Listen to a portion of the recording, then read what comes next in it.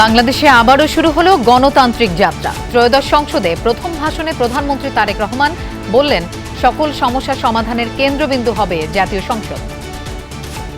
দেশে আজ থেকে আবারও সেই কাঙ্ক্ষিত সংসদীয় গণতন্ত্রের যাত্রা শুরু হলো। আমরা এই মহান জাতীয় সংসদকে সকল যুক্তি, তর্ক আর জাতীয় সমস্যা সমাধানের কেন্দ্রবিন্দুতে পরিণত করতে চাই। সশস্ত্র চিত্রে শপথ। সশস্ত্র চিত্রে শপথ। হাফিজউদ্দিন আহমদ বীর বিক্রম স্পিকার ও কায়সার কামাল ডেপুটি স্পিকার নির্বাচিত। সরকার ও বিরোধী দলকে কার্যকর ভূমিকা রাখার আহ্বান স্পিকারের।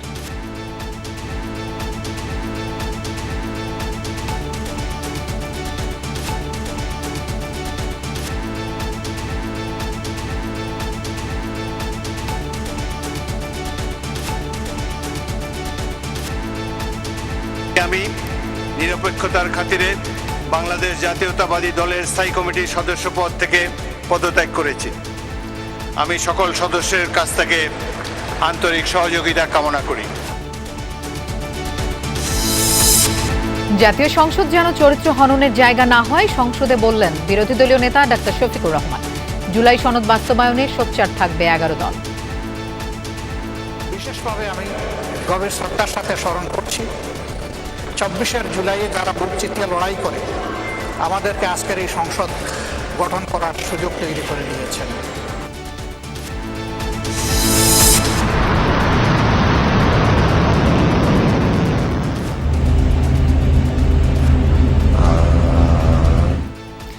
ইরানে মার্কিন ইসরায়েল হামলা চলছেই, পাল্টা হামলা তেহরানের। যুদ্ধ বন্ধে ভবিষ্যৎ গ্যারান্টি সহ 3 শর্ত পেজেশকিয়ানের। সহসাই কাটছে না তেলের সংকট, মজুদ ঘাটতি নেই, সমস্যা সরবরাহ ব্যবস্থায়, বলছেন পাম্প মালিকরা। যে পরিমাণ তেল আছে প্লাস আনলোডের অপেক্ষায় প্রত্যেক ডিপোতে দণ্ডায়মান জাহাজগুলি এগুলি জায়গা নাই বলে খালাস করতে পারছে না, তাহলে ডিজেলের সংকট কোথায়?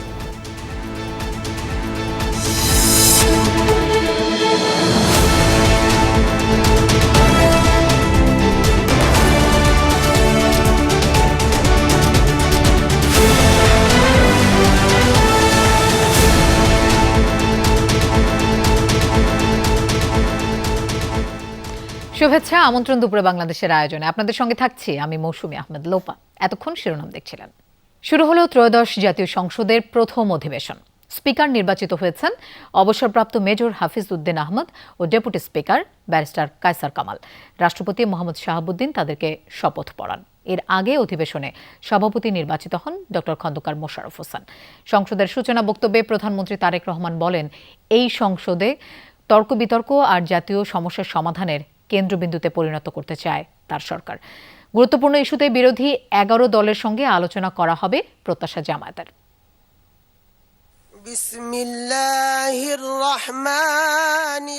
বাংলাদেশের গণতান্ত্রিক পথ চলার এক নতুন অধ্যায়ের সূচনা। মাননীয় সংসদ সদস্যদের মধ্যে হতে একজন সভাপতিত্ব। ত্রয়োদশ জাতীয় সংসদের প্রথম অধিবেশন শুরু হয় বেলা 11টায়। বিসমিল্লাহির রহমানির রহিম। অধিবেশনের শুরুতেই বক্তব্য রাখেন প্রধানমন্ত্রী তারেক রহমান। শুরুতে জুলাই গণ অভ্যুত্থানে হতাহতদেরকে স্মরণ করেন তিনি। বলেন, আজ থেকে বাংলাদেশে আবারও শুরু হলো গণতান্ত্রিক যাত্রা। সরকার এই সংসদকে তর্ক বিতর্ক আর জাতীয় সমস্যা সমাধানের কেন্দ্রবিন্দু হিসেবে গড়ে তুলতে চায় বলেও জানান তিনি। দেশে আজ থেকে আবারও সেই কাঙ্ক্ষিত সংসদীয় গণতন্ত্রের যাত্রা শুরু হলো। আলহামদুলিল্লাহ। বিএনপি একটি স্বনির্ভর, সমৃদ্ধ, নিরাপদ গণতান্ত্রিক বাংলাদেশ প্রতিষ্ঠা করতে চায়। এই লক্ষ্য অর্জনে আমি জনগণের সমর্থন এবং সহযোগিতা চাইছি। আমরা এই মহান জাতীয় সংসদকে সকল যুক্তি, তর্ক আর জাতীয় সমস্যা সমাধানের কেন্দ্রবিন্দুতে পরিণত করতে চাই। অধিবেশন শুরুর আগে সংসদে স্পিকার এবং ডেপুটি স্পিকার নির্বাচিত না হওয়ায় কার্যক্রম পরিচালনার জন্য অধিবেশনের সভাপতি হিসেবে ডক্টর খন্দকার মোশাররফ হোসেনের নাম ঘোষণা করেন প্রধানমন্ত্রী। সভাপতি হিসেবে এই নাম সমর্থন করে সরকারি এবং বিরোধী দল। আমাদের দলের পক্ষ থেকে এটাকে পূর্ণ সমর্থন জানাচ্ছি। প্রধানমন্ত্রীর এই প্রস্তাবটি আমরা বিরোধী দলের পক্ষ থেকে পূর্ণ সমর্থন জানাচ্ছি। এরপর সভাপতি ঘোষণা করেন স্পিকার এবং ডেপুটি স্পিকারের নাম। স্পিকার নির্বাচিত হন অবসরপ্রাপ্ত মেজর হাফিজ উদ্দিন আহমেদ বীর বিক্রম এবং ডেপুটি স্পিকার নির্বাচিত হয়েছেন ব্যারিস্টার কায়সার কামাল। তাদের নাম সকল সংসদ সদস্যদের সর্বসম্মতিক্রমে গৃহীত হয়। জয়যুক্ত হয়েছে। আমি হাফিজউদ্দিন আহমেদ বীর পরে স্পিকার এবং ডেপুটি স্পিকারদের শপথ পাঠ করান রাষ্ট্রপতি মোহাম্মদ শাহাবুদ্দিন। ডেপুটি স্পিকার তার রেওয়াজ অনুযায়ী আজ প্রথম অধিবেশনে ভাষণ দেবেন রাষ্ট্রপতি। সুমাইয়া ঐশী, যমুনা নিউজ, ঢাকা। দর্শক, ত্রয়োদশ জাতীয় সংসদের প্রথম অধিবেশন চলছে। আমরা সরাসরি চলে যাচ্ছি জাতীয় সংসদে। অনিন্দ ইসলাম অমিত 87 যশোর 3 মাননীয় প্রতিমন্ত্রী বিদ্যুৎ জ্বালানি ও খনিজ সম্পদ মন্ত্রণালয়কে বক্তব্য রাখার জন্য আহ্বান করছি।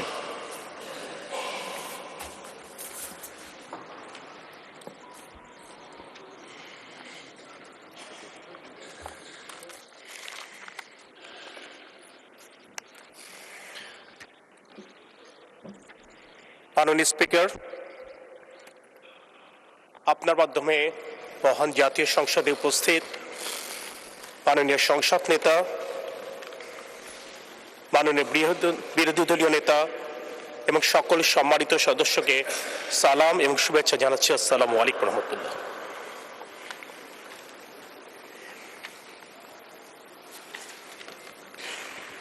দেশনেত্রী বেগম খালেদা জিয়া বাংলাদেশের গণতন্ত্রের প্রতীক, যিনি অত্যন্ত মাঝ বয়সে তার স্বামী হারিয়ে তার 2 নাবালক সন্তানকে মানুষ করবার দায়িত্ব ছেড়ে সারা বাংলাদেশের গণতন্ত্রকামী মানুষের জন্য গণতন্ত্র ফিরিয়ে আনবার জন্য রাজপথে নেমে এসেছিলেন। আমার মতো স্বাধীনতা উত্তর প্রজন্মের আমাদের অনেকেরই তাকে দেখে বড় হবার সুযোগ হয়েছিল। তার লড়াই, তার সংগ্রাম, তার আত্মত্যাগ, এই প্রত্যক্ষ করেই আমরা বড় হয়েছি এবং দেশের প্রতি, জনগণের প্রতি দায়বদ্ধতার শিক্ষা গ্রহণ করেছি। বিগত 90 দশকের স্বৈরাচার বিরোধী আন্দোলনে তার লড়াই, তার আত্মত্যাগের মাধ্যমে আমরা স্বৈরাচারী এরশাদকে হটিয়ে গণতন্ত্র ফিরিয়ে এনেছিলাম। পরবর্তীতে বাংলাদেশের জনগণের ভোটে প্রথম নারী প্রধানমন্ত্রী হিসেবে তিনি বাংলাদেশের শিক্ষা ব্যবস্থা, নারীর ক্ষমতায়ন এবং অবকাঠামো উন্নয়নে যে ভূমিকা রেখেছেন, আজও দেশবাসী তা গভীর কৃতজ্ঞতা চিত্তে স্মরণ করে। বিগত ফ্যাসিবাদ বিরোধী আন্দোলনে তার অসম সাহসী ভূমিকা, তার দৃঢ়তা আজ সারা বিশ্বের দরবারে উদাহরণ হিসেবে চিহ্নিত হয়েছে।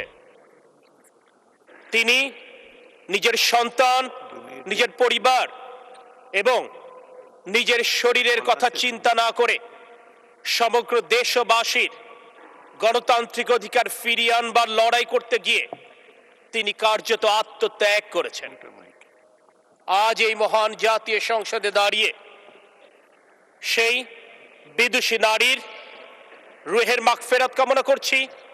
একই সাথে বাংলাদেশের গণতন্ত্রকামী মানুষের জন্য গণতন্ত্র ফিরিয়ে আনবার জন্য, বাংলাদেশের মানুষের আইনের শাসন ফিরিয়ে আনবার জন্য, মানবাধিকার সমুন্নত করবার জন্য তার লড়াই গভীর শ্রদ্ধা ভরে স্মরণ করছি। এই লড়াইয়ের মাধ্যমে, আত্মত্যাগের মাধ্যমে তিনি দলের ঊর্ধ্বে উঠতে পেরেছিলেন। তাই জুলাইয়ের গণঅভ্যুত্থান পরবর্তী সময়ে দিক নির্দেশনাহীন জাতি তার শরণাপন্ন হয়েছিলেন। তার জানাজায় লাখো কোটি মানুষের উপস্থিতি জানান দেয় তিনি কার্যত বাংলাদেশের অভিভাবক হিসেবে এই পৃথিবী থেকে বিদায় নিয়েছিলেন। মাননীয় সদস্য, আজ আর 1 মিনিটের মধ্যে আপনার বক্তব্য শেষ করার জন্য বিনীতভাবে অনুরোধ করছি। আজকের এই মহান জাতীয় সংসদে এত রক্তস্নাত পথ পাড়ি দিয়ে যখন এই মহান জাতীয় সংসদে উপস্থিত হতে পেরেছি, একদিকে যেমন আল্লাহর দরবারে লাখ কোটি শুকরিয়া আদায় করি, যাদের ভোটে নির্বাচিত এখানে উপস্থিত হতে পেরেছি তাদের প্রতি যেমন কৃতজ্ঞতা স্বীকার করি। খুন, গুম, বিচার বহির্ভূত হত্যাকাণ্ড, শারীরিক মানসিক নির্যাতনের পথ হবে আজ গণতন্ত্র পুনরুদ্ধারের এই ক্ষণে আজ একদিকে যেমন তাদের প্রতি কৃতজ্ঞতা স্মরণ করি, একইভাবে আমাদের মা দেশনেত্রী বেগম খালেদা জিয়ার অবদানও কৃতজ্ঞ চিত্তে স্মরণ করি, তার রুহের মাগফিরাত কামনা করি। তার দেখানো পথে বাংলাদেশের স্বার্থ রক্ষার্থে আমরা আমৃত্যু অবিচল থাকব, এই কথা বলে আমি আমার বক্তব্য শেষ করছি। মাননীয় স্পিকার, আমাকে কথা বলবার সুযোগ দেবার জন্য আপনার প্রতি কৃতজ্ঞতা প্রকাশ করছি। একই সাথে মাননীয় সংসদ নেতা এবং মাননীয় সদস্যবৃন্দের প্রতি কৃতজ্ঞতা প্রকাশ করে আমার নির্বাচনী এলাকা 87 যশোর 3-এর জনগণ আমাকে এখানে আসবার সুযোগ করে দিয়ে তাদের পক্ষে কথা বলবার সুযোগ করে দেবার জন্য তাদের প্রতি কৃতজ্ঞতা প্রকাশ করে আমি আমার বক্তব্য শেষ করছি। আল্লাহ হাফেজ, বাংলাদেশ জিন্দাবাদ। ধন্যবাদ মাননীয় সদস্য অনিন্দ্য ইসলাম অমিত। এবার আমি আন্দালিব রহমান 115 বোলা 1-কে বক্তব্য রাখার জন্য আহ্বান জানাচ্ছি।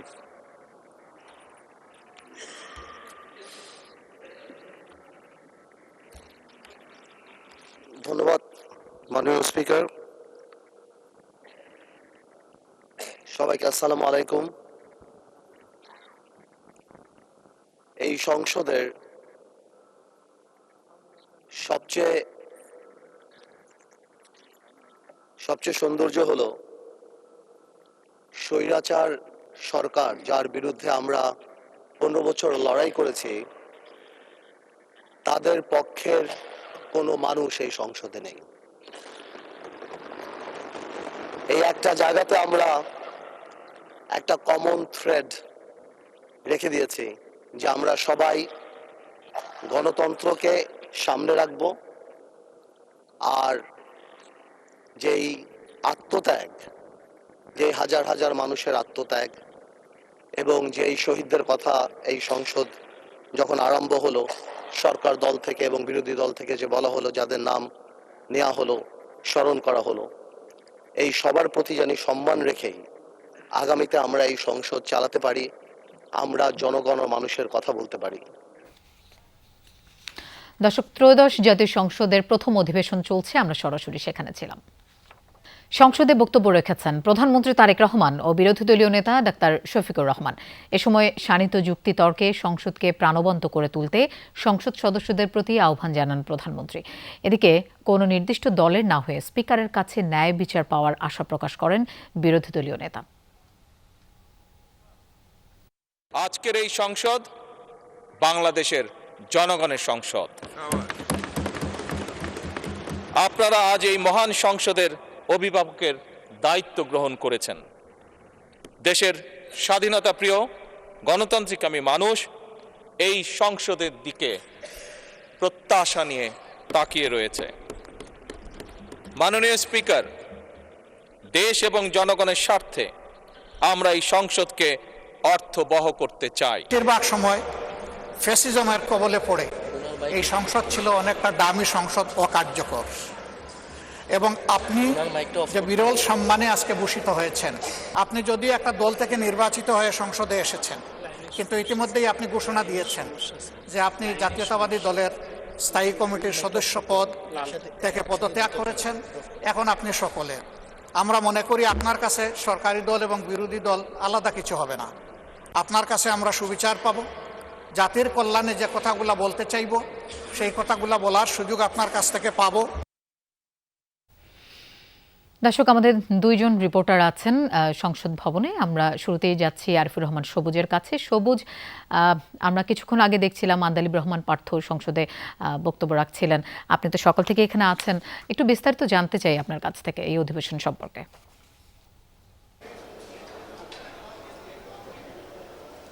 লোপা, আপনি নিশ্চয়ই দেখছিলেন যে সংসদের আজকের প্রথম দিনের যে কার্য বিবরণী রয়েছে সেই কার্য বিবরণীর বেশিরভাগই কিন্তু এর মধ্যেই সম্পূর্ণ হয়েছে। অর্থাৎ মূল যেই কার্য বিবরণীতে যেটি ছিল স্পিকার এবং ডেপুটি স্পিকার নির্বাচন, সেটি শেষ হওয়ার পর তারা শপথ দিয়েছেন এবং শপথ নেওয়ার পর নবনির্বাচিত যিনি স্পিকার তিনি মূলত পরের যে সেশনটি রয়েছে সেই সেশনের সভাপতিত্ব করছেন এবং তার সভাপতিত্বেই মূলত সংসদের শোক প্রস্তাব উপস্থাপন হয়েছে এবং সেই শোক প্রস্তাবও গ্রহণ করা হয়েছে। এখন আমাদের কাছে যেটা আমরা দেখতে পাচ্ছি, আগে যে আলোচনা হয়েছে, অর্থাৎ সরকার দলের যে চিফ হুইপ তিনি বলেছিলেন, স্বরাষ্ট্রমন্ত্রী সালাউদ্দিন আহমেদ তিনি বলেছিলেন মূলত অন্তর্বর্তীকালীন সরকারের সময়ে যে 133টি অধ্যাদেশ মূলত আদেশ আকারে জারি করা হচ্ছে, সেই অধ্যাদেশগুলো প্রথম দিনের যে অধিবেশন সেই অধিবেশনে উপস্থাপন করা হবে এবং এই উপস্থাপন করা 133টি অধ্যাদেশ গ্রহণ করা হবে কি হবে না সেটি মূলত সংসদে আলাপ আলোচনা হবে। কারণ এই যে 133টি অধ্যাদেশ রয়েছে এই অধ্যাদেশগুলোর মধ্যে অনেকগুলোই আসলে বিএনপির আপত্তি রয়েছে। সেই হিসাবে সেই অধ্যাদেশগুলো যেগুলোতে আপত্তি রয়েছে সেইগুলো আসলে সংসদে গৃহীত হবে কিনা সেটি এখন দেখার বিষয়। এবং যদিও বিরোধী দল এখানে বড় একটি ভূমিকা রাখতে পারে, কারণ বিরোধী দল আগেই একটি এরকম এখানে যখন সংসদ অধিবেশন শুরু হওয়ার আগে 11টার দিকে শুরু হয়, তার আগে বিরোধী দলের যে সংসদ সদস্যরা রয়েছেন, বিশেষ করে জামাতের যে নায়েবে আমির যিনি সংসদের বিরোধী দলীয় উপনেতা আবদুল্লাহ মাহমুদ তাহের, তিনি একরকম ইঙ্গিত দিয়ে রেখেছেন যে এবারের যে সংসদটি ত্রয়োদশ যে সংসদটি সেই সংসদটি প্রাণবন্ত হবে। যেই জায়গাগুলোতে আসলে তাদের বিরোধিতা করার দরকার সেই জায়গাগুলোতে তারা বিরোধিতা করবেন এবং এই রকমও ইঙ্গিত দেওয়া হয়েছে যে অধ্যাদেশগুলো অন্তর্বর্তীকালীন সরকারের সময় অধ্যাদেশ আকারে জারি করা হয়েছে সেগুলো যেন গৃহীত হয় সেই ব্যাপারে তারা সোচ্চার ভূমিকা পালন করবেন এবং এর পাশাপাশি তারা একটি। সবুজ, আপনাকে ধন্যবাদ আমাদের সাথে যোগ দেবার জন্য। দর্শক, সংসদ ভবন এলাকায় আমাদের আরেক সহকর্মী আরিফিন শাকিল আছেন, আমরা এবার তার কাছে যাচ্ছি। আরিফিন, সংসদের স্পিকার ডেপুটি স্পিকার তো নির্বাচিত হলো, আজকের পরবর্তী কার্যক্রম সম্পর্কে একটু বিস্তারিত জানতে চাই।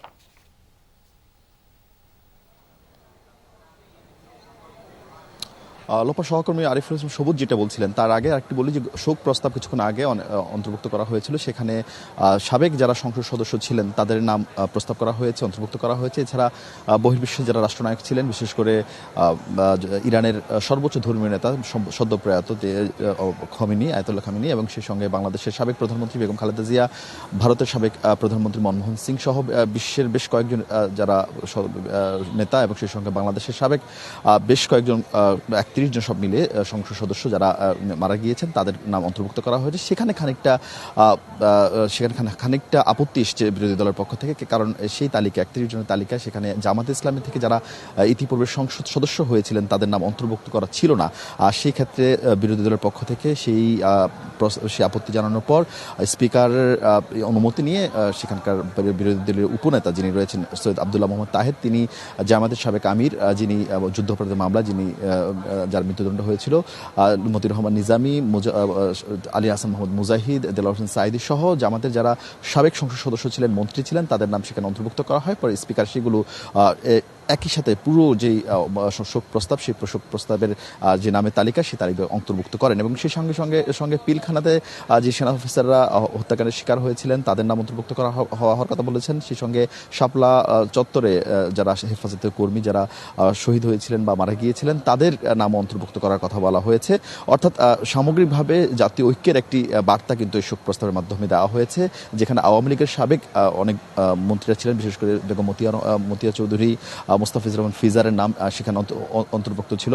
সব মিলিয়ে খানিক বাদেই এই শোক প্রস্তাবের শেষের পরই অধ্যাদেশগুলো নিয়ে আলোচনা হবে, যেটি সবুজ বল জানাচ্ছিলেন। এরপর রাষ্ট্রপতির বক্তব্যের মাধ্যমে আজকের দিনে যে অধিবেশন সেই অধিবেশনের কার্যক্রম শেষ হবে। লোপা। আরিফিন, আপনাকে ধন্যবাদ আমাদের সাথে যোগ দেবার জন্য। দর্শক, এই মুহূর্তে আমরা আবারও জাতীয় সংসদে যেতে চাই। ত্রয়োদশ জাতীয় সংসদের প্রথম অধিবেশন চলছে, এই মুহূর্তে স্বরাষ্ট্রমন্ত্রী কথা বলছেন, আমরা সরাসরি সেখানে যাচ্ছি। নেতৃত্বে ছিলাম। অনেক আন্দোলন, অনেক সংগ্রাম, অনেক ত্যাগ তিতিক্ষা, কিন্তু তার সাথে পৃথিবীর কোনো ত্যাগের কোনো তুলনা করা যায় না। তিনি একসময় সামরিক স্বৈরাচার বিরোধী আন্দোলনে নেতৃত্ব দিতে দিতে গণতন্ত্রকে অবমুক্ত করেছিলেন, সামরিক স্বৈরাচারকে হটিয়েছিলেন, খেতাব পেয়েছিলেন দেশনেত্রী। তখন আপসহীন নেত্রী হিসেবে তিনি খেতাব পেয়েছিলেন। তারপরে গণতন্ত্রের যে যাত্রা 1991 সালে শুরু হলো, সংসদীয় গণতন্ত্রের যাত্রা শুরু করলেন। তার হাত দিয়ে এদেশে সংসদীয় গণতন্ত্রের পুনরায় যাত্রা শুরু হয়েছিল। তার হাত ধরেই এদেশে তত্ত্বাবধায়ক সরকার পদ্ধতি চালু হয়েছিল এবং তার হাত ধরেই বাংলাদেশে গণতন্ত্র এবং নারী শিক্ষার অগ্রগতি হয়েছিল অভূতপূর্ব। 2001 সালে তিনি যখন আবার প্রধানমন্ত্রী নির্বাচিত হলেন, আজকে আপনারা অনেকেই এই শোক প্রস্তাবে বলেছেন 3 বারের প্রধানমন্ত্রী। তিনি আসলে 4 বার শপথ নিয়েছেন প্রধানমন্ত্রী হিসেবে। 1991 সালে প্রধানমন্ত্রী হিসেবে তখন রাষ্ট্রপতি শাসিত সরকারের সময় 1 বার প্রধানমন্ত্রী হলেন। তারপরে সংসদীয় পদ্ধতির সরকার ব্যবস্থা চালুর পরে তিনি আবার শপথ গ্রহণ করলেন, 2য়-বার প্রধানমন্ত্রী হলেন। 3য়-বার প্রধানমন্ত্রী হলেন 2001 সালে এবং 1996 সালে 6ষ্ঠ জাতীয় সংসদে তিনি প্রধানমন্ত্রী নির্বাচিত হলেন। এই 3 বার, 4র্থবার 2001 সনে প্রধানমন্ত্রী নির্বাচিত হলেন। তিনি অপরাজিতা। বাংলাদেশের রাজনীতিতে এরকম আর কোনো নজির নাই, উপমহাদেশে আছে কিনা জানি না। যতবারই যত আসনেই তিনি নির্বাচন করেছেন, ততবারই তত আসনে তিনি নির্বাচিত হয়েছেন। তিনি আপসহীন দেশনেত্রী হিসেবে খেতাব পেয়েছেন। বিগত সময়ে স্বৈরাচার বিরোধী, সামরিক স্বৈরাচার বিরোধী আন্দোলনের সময়ের ধারাবাহিকতায় বাংলাদেশের গণতন্ত্র যার হাত দিয়ে বারবার অবমুক্ত হয়েছে, সেই ধারাবাহিকতায় ফ্যাসিবাদ বিরোধী গণতান্ত্রিক আন্দোলনে অবিরাম সংগ্রামের মধ্য দিয়ে তার নজিরবিহীন ত্যাগের নজির স্থাপন করে তিনি খেতাব পেয়েছেন বাংলাদেশের মানুষের কাছে দেশনেত্রী এবং গণতন্ত্রের মা। আজকে সেই গণতন্ত্রের মা আমাদের মধ্যে নেই। তিনি নেই, কিন্তু তিনি আছেন বাংলাদেশের প্রতিটি মানুষের অন্তরে। সারা পৃথিবীর গণতন্ত্রকামী প্রত্যেক মানুষের অনুপ্রেরণা হিসেবে তিনি জীবিত থাকবেন তাদের অন্তরে।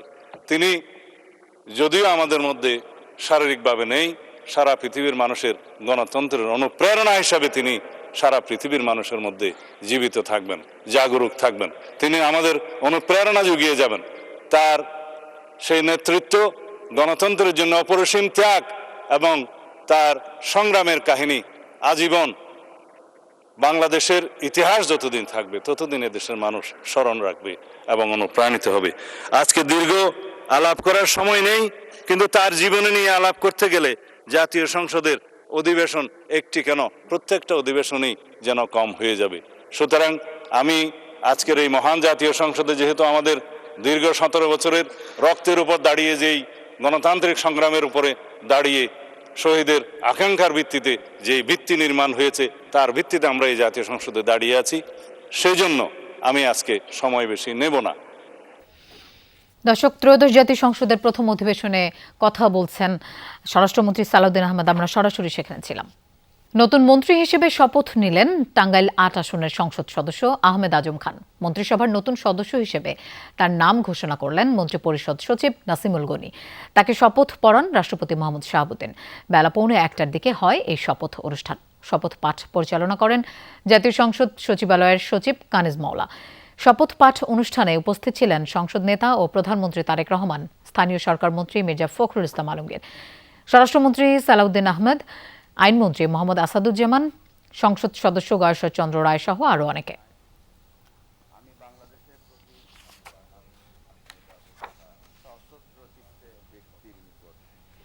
দর্শক, দুপুরে বাংলাদেশের আয়োজনে এবার একটা বিরতি নিচ্ছি, ফিরছি একটু পরে, আমাদের সাথেই থাকুন।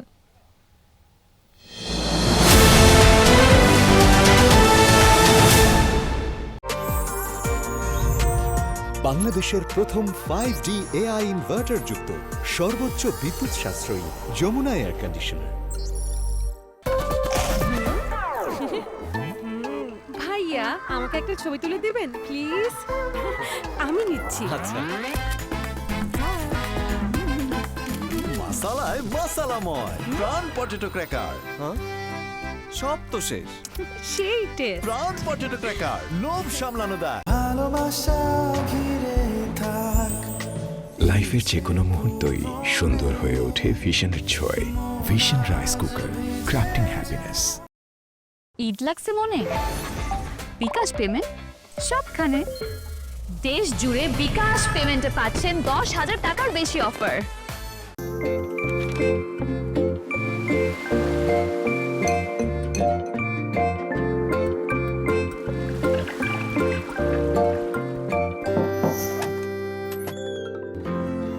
জীবন অবাক না করলে কে করবে? 28% মিল্ক ফ্যাটের অবাক করার সাথে ফ্রেশ মিল্ক পাউডার। জীবন অবাক করুক প্রতিদিন।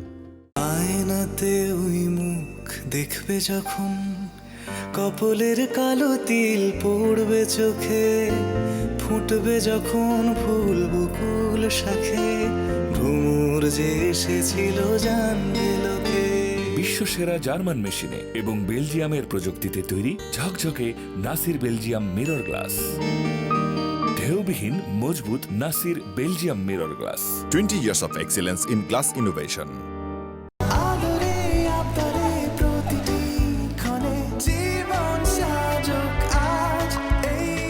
লাইফের যে কোনো মুহূর্তই সুন্দর হয়ে ওঠে ভিশনের ছোঁয়ায়। Vision blender, crafting happiness. Fresh চিনিগুড়া সুগন্ধি চাল, দিনাজপুরের চাল, স্বাদে ও ঘ্রাণে একদম পারফেক্ট। ফ্রেশ চিনিগুড়া সুগন্ধি চাল, দা পোলাওয়ের চাল। তোমার থেকে এই ওয়ালটনই ভালো। 75% পর্যন্ত বিদ্যুৎ সেভ করে। ওয়ালটন তোমার থেকেও ভালো, কোনো নয়েজ করে না। ওয়ালটন সাইড বাই সাইড ফ্রিজে আছে নেক্সট লেভেলের এমএসও প্লাস ইনভার্টার কম্প্রেসর, যা আবহাওয়া বুঝে নিঃশব্দে কুলিং স্পিড নির্ধারণ করে 75% পর্যন্ত বিদ্যুৎ সাশ্রয় করে। ফ্রেশ চিনিগুড়া সুগন্ধি চাল, দিনাজপুরের চাল, স্বাদে ও ঘ্রাণে একদম পারফেক্ট। ফ্রেশ চিনিগুড়া সুগন্ধি চাল, দা পোলাওয়ের চাল।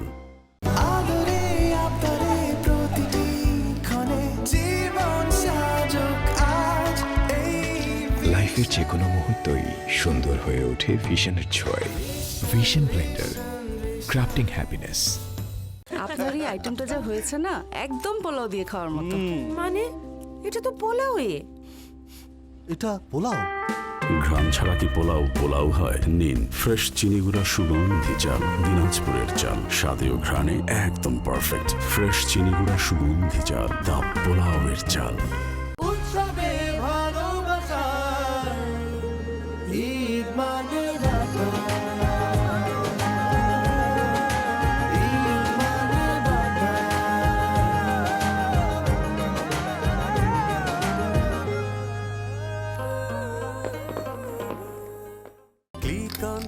সিলভার টিপ কন্ট্যাক্টে তৈরি নিরাপদ ও নান্দনিক ক্লিক সুইচ নিশ্চিত করে 50,000 বারের অধিক অন-অফ সুবিধা। ক্লিক সুইচ, নির্ভরতা জীবন জুড়ে।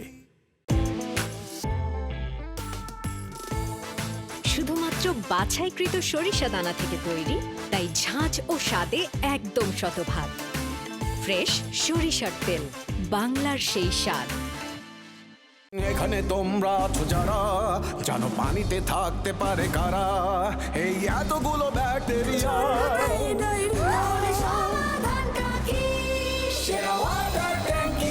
অ্যান্টিব্যাকটেরিয়াল অ্যাডিটিভ যুক্ত সেরা ওয়াটার ট্যাঙ্ক, বিশুদ্ধ পানিতে ব্যাকটেরিয়া জন্মাতে দেয় না। সেরা ওয়াটার ট্যাঙ্ক, পানির সেফ হাউস।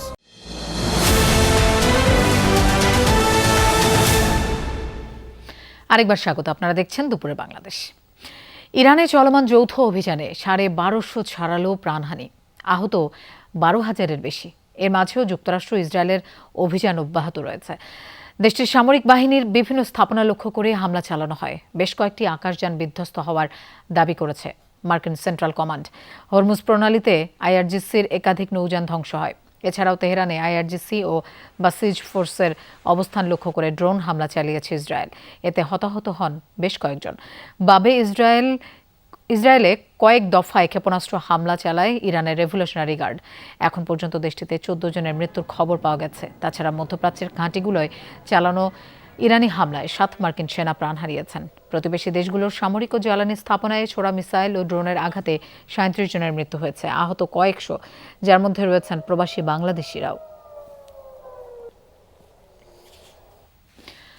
ডোনাল্ড ট্রাম্প যখন বারবার যুদ্ধ বন্ধের ইঙ্গিত দিচ্ছেন, তখন ইরানের প্রেসিডেন্টের সাফ জবাব, একমাত্র ইরানের দেয়া শর্ত মানলেই থামবে যুদ্ধ। সংঘাত থামাতে যুক্তরাষ্ট্র ইসরায়েলকে 3টি শর্ত দিয়েছেন প্রেসিডেন্ট মাসুদ পেজেশকিয়ান। তেহরানের বৈধ অধিকারের স্বীকৃতি আর ক্ষতিপূরণ দাবি করেন তিনি। ভবিষ্যতে আর আগ্রাসনের শিকার হবে না ইরান, সে বিষয়ে জোরালো আন্তর্জাতিক নিশ্চয়তাও চান। প্রায় 2 সপ্তাহ আগে শুরু হওয়া যুক্তরাষ্ট্র ইসরায়েলের যৌথ অভিযানে একের পর এক শীর্ষ নেতাদের হারিয়ে আরও বেপরোয়া ইরান।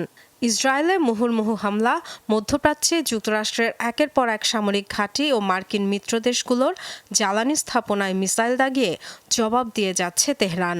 ছুড়েছে হরমুজ প্রণালী বন্ধের ট্রাম্প কার্ডও। স্বীকার না করলেও যুক্তরাষ্ট্র ও ইসরায়েলের নাজেহাল দশার সাক্ষী বিশ্ব। এমন পরিস্থিতিতে ডোনাল্ড ট্রাম্প জয়ের দাবি তুলে সংঘাত থেকে বেরিয়ে যাওয়ার পথ খুঁজলেও অনমনীয় ইরান। যুদ্ধের জন্য যুক্তরাষ্ট্র ও ইসরায়েলকে দায়ী করেন প্রেসিডেন্ট মাসুদ পেজেশকিয়ান। বুধবার এক্স বার্তায় সংঘাত বন্ধে পাল্টা 3টি শর্ত ছুড়ে দেন তিনি। রাশিয়া ও পাকিস্তানের নেতাদের সাথে আলোচনার পর এই অঞ্চলে শান্তির প্রতি ইরানের অঙ্গীকার পুনর্ব্যক্ত করেছি। ইহুদি সাম্রাজ্য আর যুক্তরাষ্ট্রের উস্কে দেয়া এই যুদ্ধ শেষ করার একমাত্র উপায় ইরানের বৈধ অধিকারের স্বীকৃতি, ক্ষতিপূরণ প্রদান আর ভবিষ্যতের আগ্রাসনের বিরুদ্ধে শক্তিশালী আন্তর্জাতিক গ্যারান্টি। মার্কিন প্রেসিডেন্ট ডোনাল্ড ট্রাম্প অবশ্য দাবি করছেন সক্ষমতার শেষ সীমায় পৌঁছে গেছে ইরান, ধ্বংস হয়েছে তাদের সামরিক সক্ষমতা। কেন্টাকিতে জনসমাবেশে বলেন যুদ্ধে এরই মধ্যে জয় পেয়ে গেছে যুক্তরাষ্ট্র। আমরা জিতে গেছি, আপনাদের জানাতে চাই আমরা জয়ী, আমরা বাজিমাত করেছি। যুদ্ধের প্রথম ঘণ্টাতেই এটা শেষ হয়েছে। ইরানের সামরিক সক্ষমতা ধ্বংস হয়েছে, তাদের কোনো আকাশ প্রতিরক্ষা নেই। ওই দেশের উপর বাধাহীনভাবে অভিযান চালিয়ে যাচ্ছি। জয়ের দাবির পরও অবশ্য চূড়ান্ত লক্ষ্য অর্জিত হয়নি বলে মন্তব্য করেছেন ডোনাল্ড ট্রাম্প। সে লক্ষ্য পূরণ হওয়া পর্যন্ত অভিযান চলবে বলেও জানান। ডরথি দাস্টিন, যমুনা নিউজ। হরমুজ প্রণালীতে হামলার জেরে বিশ্ববাজারে আবারও বেড়েছে তেলের দাম। ব্যারেল প্রতি ক্রুড অয়েলের দাম ছাড়িয়েছে $100। আন্তর্জাতিক জ্বালানি সংস্থা আইইএর বিপুল জ্বালানি ছাড়ের ঘোষণার পরও অস্থিরতা কমেনি জ্বালানি বাজারে, বরং হরমুজ প্রণালীতে হামলা বাড়িয়েছে উদ্বেগ। বৃহস্পতিবার আকস্মিক 9% বেশি বেড়ে গেছে তেলের দাম। প্রভাব পড়েছে এশিয়ার শেয়ার বাজারেও, হয়েছে বড় ধরনের দরপতন। জাপান, দক্ষিণ কোরিয়া, তাইওয়ান, হংকংয়ে নিম্নমুখী সূচক।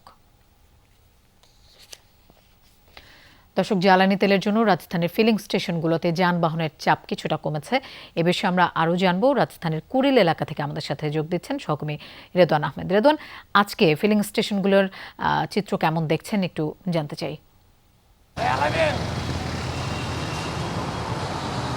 লোপা, এখন পর্যন্ত জ্বালানি তেলের যে সরবরাহ সেটি স্বাভাবিক রয়েছে এমন দাবি কিন্তু করছেন ফিলিং স্টেশন মালিকরা।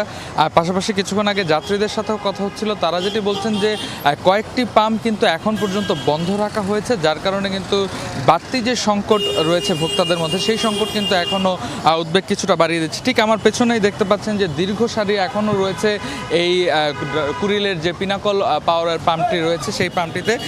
মূলত সকাল থেকেই 12টার পর থেকেই অনেকেই অপেক্ষা করছিলেন যে তেলের একটি নতুন গাড়ির মজুদ আসবে, তারপরেই কিন্তু নতুন করে আবার তেল দেওয়া শুরু হবে। ঠিক আমরা থাকতে থাকতেই 5 মিনিটের মধ্যেই কিন্তু একটি নতুন তেলের গাড়ি এসে প্রবেশ করেছে, অর্থাৎ নতুন করে 9000 লিটার তাদের প্রতিদিনের যে তেলের চাহিদা থাকে সেই চাহিদা অনুযায়ী একটি ট্রাক ইতিমধ্যে প্রবেশ করেছে এবং সেটি আনলোড হওয়ার পরেই কিন্তু আবার তেল দেওয়া শুরু হবে।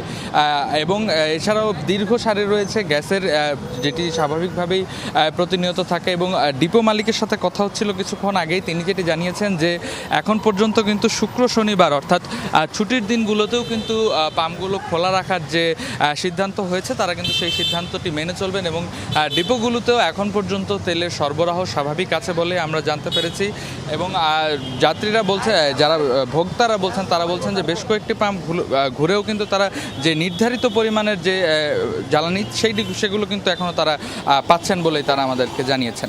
রেদওয়ান, আপনাকে ধন্যবাদ আমাদের সাথে যোগ দেওয়ার জন্য। দেশে পেট্রোল ও অকটেনের কোনো ঘাটতি নেই, কিন্তু সরবরাহ ব্যবস্থায় জটিলতা আছে, এমন অভিযোগ করেছে পেট্রোল পাম্প মালিকরা। সকালে সংবাদ সম্মেলনে এমন অভিযোগ করেন পেট্রোল পাম্প ব্যবসায়ীরা। পরিস্থিতি সমাধানে ডিপো ভিত্তিক দৈনিক কোটার পদ্ধতি শিথিল করে সাপ্তাহিক কোটা চালুর দাবি জানিয়েছেন ব্যবসায়ীরা। গত রোববার থেকে প্রতিটি পেট্রোল পাম্পের উপর কোটা নির্ধারণ করে, ফলে পূর্বের গড় উত্তোলনের তুলনায় 25% কম সরবরাহের নীতি নেয় বিপিসি। কিন্তু বাস্তবে অনেক ক্ষেত্রে প্রায় 45% পর্যন্ত সরবরাহ কমে গেছে বলে অভিযোগ করেন পাম্প মালিকরা। পাম্প মালিকরা বলেন, বাস্তব চাহিদা ও মৌসুমি প্রয়োজন বিবেচনায় না এনে নির্ধারিত কোটা অনুযায়ী জ্বালানি সরবরাহ করা হচ্ছে। এতে অনেক পাম্পে প্রয়োজনীয় তেল পাওয়া যাচ্ছে না। পাইপলাইনে যে জাহাজগুলো ছিল, মানে আসার জন্য প্রস্তুত ছিল, সেইটার একটা ডিসরাপশন হয়েছে এই যুদ্ধের ঘোষণার পরে। ওই হরমুজ প্রণালী ক্রস করতে পারছিল না। তো যাই হোক, সেই অবস্থার কারণে তাৎক্ষণিক সেই সিদ্ধান্তটা ঠিক ছিল। কিন্তু এখন তো পর্যাপ্ত তেল চলে আসছে, এখন আর প্যানিক হওয়ার তো কোনো কারণ নাই। যে পরিমাণ তেল আছে প্লাস আনলোডের অপেক্ষায় প্রত্যেক ডিপোতে দণ্ডায়মান জাহাজগুলি, এগুলি জায়গা নাই বলে খালাস করতে পারছে না, তাহলে ডিজেলের সংকট কোথায়? দর্শক, ত্রয়োদশ জাতীয় সংসদের প্রথম অধিবেশন চলছে, আমরা সরাসরি আবারও সেখানে যেতে চাই।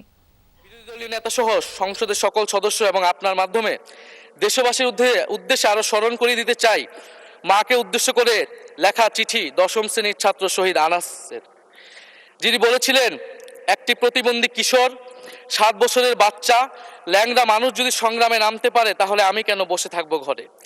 একদিন তো মরতেই হবে, তাই মৃত্যুর ভয় করে স্বার্থপরের মতো ঘরে বসে না থেকে সংগ্রামে নেমে গুলি খেয়ে বীরের মতো মৃত্যু অধিক শ্রেষ্ঠ।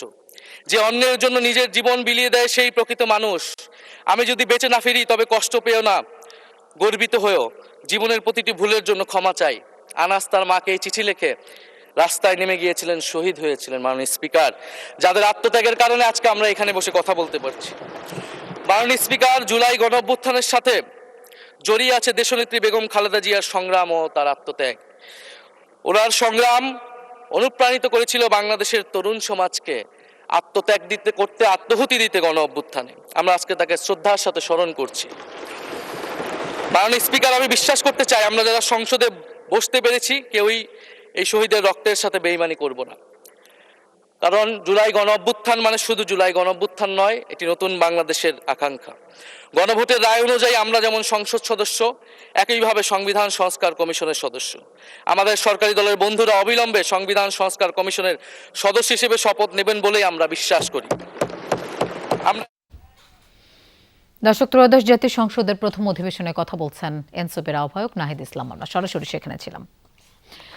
জন আকাঙ্ক্ষা পূরণের পাশাপাশি জুলাই সনদ বাস্তবায়নে সংসদে সোচ্চার থাকবে বিরোধী দল। প্রয়োজনে আদালতের দ্বারস্থ হওয়া, এমনকি রাজপথে আন্দোলনও নামবেন তারা, এমনটাই জানিয়েছেন জামায়াত নেতৃত্বাধীন বিরোধী দলীয় জোটের সংসদ সদস্যরা। যখন দেখব জনগণের স্বার্থ রক্ষিত হচ্ছে, জুলাইয়ের সনদ নিয়ে টালবাহানা চলছে, তখন আমরা প্রতিবাদ করব। জুলাই সনদ বাস্তবায়নে যেন আমরা ভূমিকা রাখতে পারি এবং সেটার ভিত্তিতে আমাদের যে একটা নতুন মানবিক রাষ্ট্র বিনির্মাণ করার কথা বলা আছে, সেই নতুন মানবিক রাষ্ট্র আমরা বিনির্মাণ করতে ভূমিকা পালন করব। কিলিং প্রসেসটাকে সে সহযোগিতা করেছে জুলাইয়ের, তো সেই জায়গা থেকে তার মোরাল তো কোনো গ্রাউন্ড নাই আজকে জুলাইয়ের মধ্য দিয়ে অর্জিত এই পার্লামেন্টে সে ভাষণ দেওয়ার। জাতীয় সংসদের প্রথম অধিবেশনেই রাজনৈতিক দলগুলোর প্রতিনিধিদের কাছে রাষ্ট্রপতির অভিশংসনের দাবি জানিয়েছে এনসিপির মুখপাত্র আসিফ মাহমুদ সজীব ভূঁইয়া। সকালে জাতীয় সংসদ ভবনের সামনে সংবিধান সংস্কার পরিষদ বাস্তবায়ন সহ 3 দফা দাবিতে অবস্থান নেয় জাতীয় নাগরিক পার্টির নেতৃবৃন্দ। এ সময় এক সংক্ষিপ্ত বক্তব্যে রাষ্ট্রপতির অভিশংসন ও জুলাই গণহত্যার দ্রুত বিচারের দাবি জানান সজীব ভূঁইয়া। একই সাথে অবিলম্বে সরকারি দলকে সংবিধান সংস্কার পরিষদের শপথ নেয়ার দাবি জানান তিনি। এ সময় সজীব ভূঁইয়া জানান, অধিবেশনে রাষ্ট্রপতির ভাষণ শোনা আর না শোনার মাধ্যমে জাতি 2 ভাগে বিভক্ত হবে। বোঝা যাবে কারা ফ্যাসিবাদের পক্ষে আর কারা বিপক্ষে। জুলাই সনদ অনুযায়ী গণভোট বাস্তবায়ন সহ জুলাই সনদের প্রতিটি বিধান এই সংসদকে মানতে হবে বলেও হুঁশিয়ারি দেয় এনসিপি নেতারা।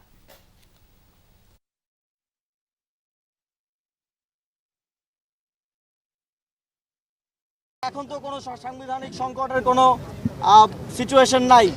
এখন সংসদ বসেছে, সংসদ লিগেলি এই রাষ্ট্রপতিকে অভিশংসন করতে পারে। যারা আপনাদেরকে ভোট দিয়ে জয়ী করেছেন তাদের কাছে মুখ দেখাতে চান, আবার এলাকায় ফিরে গিয়ে তাদের সামনে বুক ফুলিয়ে মাথা উঁচু করে কথা বলতে চান, তাহলে অবশ্যই ফ্যাসিবাদের সর্বশেষ যেই চিহ্ন এবং সর্বশেষ যেই প্রতীক এই রাষ্ট্রপতি চুপ্পু এখানে আছে তাকে আপনাদেরকে অপসারণ করতে হবে। দলের এক নেতার মুক্তির দাবিতে সিলেট কেন্দ্রীয় কারাগারের সামনে বিক্ষোভ করেছে কার্যক্রম নিষিদ্ধ আওয়ামী লীগের নেতাকর্মীরা। প্রত্যক্ষদর্শীরা জানায় সকালে কেন্দ্রীয় কারাগারের সামনে জড়ো হয় তারা। কোম্পানীগঞ্জ উপজেলা আওয়ামী লীগের সহসভাপতি ও ইউপি চেয়ারম্যান আব্দুল ওয়াদুদ আলফুর মুক্তির দাবিতে বিভিন্ন স্লোগান দেয় নেতাকর্মীরা। তাদের দাবি সকল মামলায় জামিন হওয়ায় বুধবার আলফুর মুক্তি পাওয়ার কথা ছিল, কিন্তু ষড়যন্ত্রমূলকভাবে তাকে আটকে রাখা হয়েছে। এদিকে ঘটনাস্থলে অতিরিক্ত পুলিশ ও সেনাবাহিনীর সদস্যরা উপস্থিত হলে সেখান থেকে সরে যায় বিক্ষোভকারীরা। সাদা পাথর লুটের ঘটনায় গত বছরের অক্টোবরে আলফুকে গ্রেফতার করা হয়। তার বিরুদ্ধে 3টি হত্যা সহ বেশ কয়েকটি মামলা রয়েছে। পাল্টাপাল্টি হামলায় রণক্ষেত্র ইসরায়েল লেবানন সীমান্ত। বুধবার রাত ভর চলে দুপক্ষের ক্ষেপণাস্ত্র ও রকেট হামলা। উত্তর ইসরায়েলের বিভিন্ন স্থানে কমপক্ষে 100 মিসাইল ও রকেট ছুড়েছে হিজবুল্লাহ। জবাবে বৈরুতে ব্যাপক অভিযান চালিয়েছে আইডিএফ। 2 শতাধিক বোমা ফেলা হয়েছে রাজধানীতে। এখন পর্যন্ত দেশটিতে প্রাণ হারিয়েছে 634 জন। ইসরায়েলি ভূখণ্ড লক্ষ্য করে ছুটছে একের পর এক মিসাইল। বুধবার ইরানের সাথে মিল করে প্রায় একই সময় উত্তর ইসরায়েলে বিভিন্ন অঞ্চল টার্গেট করে 100 ক্ষেপণাস্ত্র রকেট ছোড়ে লেবাননের সশস্ত্র গোষ্ঠী হিজবুল্লাহ। এর মধ্যে বেশ কিছু মিসাইল আকাশ প্রতিরক্ষা ভেদ করে আঘাত হানে লক্ষ্যবস্তুতে। হামলার কয়েক মিনিটের মাথায় সাইরেন বাজতে শুরু করে লেবানন সীমান্তবর্তী ইসরায়েলি শহরগুলোতে। কিরিয়াত শমোনা ও হাইফায় বিকট বিস্ফোরণের শব্দ পাওয়া গেছে। এসব হামলায় আহতের খবর পাওয়া গেলেও মেলেনি প্রাণহানির তথ্য। হিজবুল্লাহর দাবি টার্গেট করা হয়েছে আইডিএফ সেনাদের অবস্থান ও ঘাঁটি। জবাবে লেবানন জুড়ে ভয়াবহ হামলা চালায় ইসরায়েল। শুধুমাত্র রাজধানী বৈরুতেই 50টি বহুতল ভবনে চালানো হয় হামলা। শহরটির বিভিন্ন লক্ষ্যবস্তুতে প্রায় 200 ক্ষেপণাস্ত্র ও বোমা ফেলে আইডিএফ। টার্গেট করা হয় প্রায় 70টি স্থান। এছাড়াও ভূমধ্যসাগর থেকেও চালানো হয় হামলা। এদিকে দক্ষিণ লেবাননের বিভিন্ন স্থানেও হামলা চালিয়েছে আইডিএফ। দেইর আন্তার ও বিন জেবেইলে একাধিক আবাসিক স্থাপনা ধ্বংস হয়েছে বোমাবর্ষণে। প্রাণ গেছে বেশ কয়েকজন বেসামরিকের। হামলায় হিজবুল্লাহর বেশ কয়েকটি ভূগর্ভস্থ রকেট লঞ্চার ও অবস্থান ধ্বংসের দাবি করেছে তেল আবিব। লেবাননে চলমান ইসরায়েলি হামলায় প্রাণহানির সংখ্যা দাঁড়িয়েছে প্রায় 650-তে, যাদের মধ্যে অন্তত 91 শিশু রয়েছে। অনিক রহমান, যমুনা নিউজ। চিকিৎসার নামে তুরস্কে নিয়ে মোটা অঙ্কের টাকা আদায়ে জড়িত এক প্রতারক চক্রকে গ্রেফতার করেছে র্যাব 4। রাজধানীর বিভিন্ন জায়গায় অভিযান চালিয়ে ধরা হয়েছে 5 সদস্যকে। সকালে মিরপুরে প্রেস ব্রিফিংয়ে এই তথ্য জানানো হয়। র্যাব জানায় বিশ্বস্ততা অর্জনের জন্য তুরস্কের প্রতিষ্ঠান টার্কিশ ডগ এর ওয়েবসাইট অবিকল নকল করে একটি ওয়েবসাইট খুলেছিল চক্রটি। এর মাধ্যমে কিডনি প্রতিস্থাপনের জন্য রোগীদের তুরস্কে পাঠিয়ে তাদের জিম্মি করে মোটা অঙ্কের অর্থ আদায় করা হতো। এ নিয়ে এক ভুক্তভোগী মামলা করলে তদন্তে নেমে এসব চাঞ্চল্যকর তথ্য পায় র্যাব। অভিযান চালিয়ে চক্রের মূল হোতা সহ 5 জনকে গ্রেফতার করে তারা। র্যাব জানায় জালিয়াতি করে গত 3 বছরে কোটি কোটি টাকা হাতিয়ে নিয়েছে চক্রটি। সবকিছু ওরা প্রোভাইড করছে। এখন এইসব মিথ্যা কথা বলে আমাদের এখানে পুলিশ অ্যারেস্ট করছে। যখন ওদেরকে বললাম যে আমাদেরকে আপনারা বাঁচান, যে আমার মারিনি আমি কোথায়, ওনারও মারছিলেন, ঠিক আছে, ডায়ালিসিসের পেশেন্ট, ওনাদেরকে তখন বললো যে রাজু, যে আমরা তো ওনাদেরকে চিনি না, ওদের কাছে কোনো ডকুমেন্ট নেই, আমাদের মাধ্যমে আসে নাই। এই টার্কিশ ডগ বিডি ওয়েবসাইট খুলে যে মূল হোতা নুরুজ্জামান রাজু, তিনি একসময় একটি মাল্টিন্যাশনাল কোম্পানিতে চাকরি করতেন, সানোফি অ্যাভেন্ডিসের মেডিকেল রিপ্রেজেন্টেটিভ ছিলেন। বিভিন্ন ধরনের কিডনি পেশেন্ট, আইভিএফ পেশেন্ট বা জটিল যে রোগসমূহের জন্য সে নিজেই এই রোগীদেরকে দেশের বাইরে পাঠিয়ে দেবে। দর্শক, এই ছিল দুপুরে বাংলাদেশের আয়োজনের। এতক্ষণ সাথে থাকার জন্য ধন্যবাদ সবাইকে।